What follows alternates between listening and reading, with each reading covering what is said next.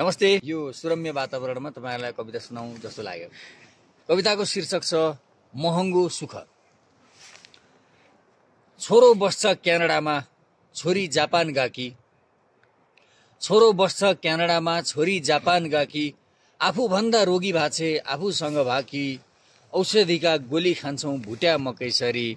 दुई जनको एक्लो जीवन बिताउने के गरी।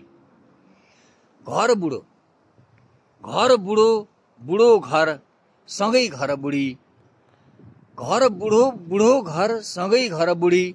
गुण खाली उडेर ती गए क्षितिज पारी।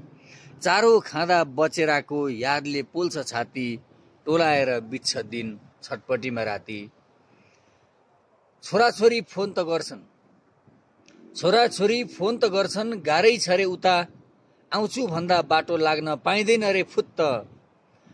भएको चिज नि बनाएर सकिँदैन खान। फुस्स गए आफ्नो कोही छैन घाटो लान। दुई खुट्टा, दुई खुट्टा तीन हुँदा नि काम्दै हिँड्नुपर्छ। दुई आँखा चार हुँदा नि छाम्दै हिँड्नुपर्छ।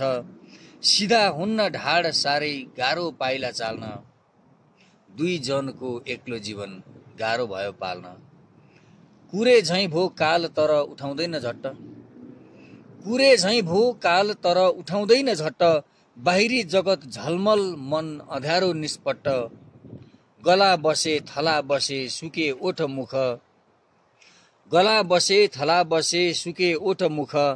पर्याप्त छ केही छैन, पर्याप्त छ केही छैन। महँगो भो सुख, पर्याप्त छ केही छैन। महँगो भो सुख। धन्यवाद। वाह वाह वाह वाह वाह वाह।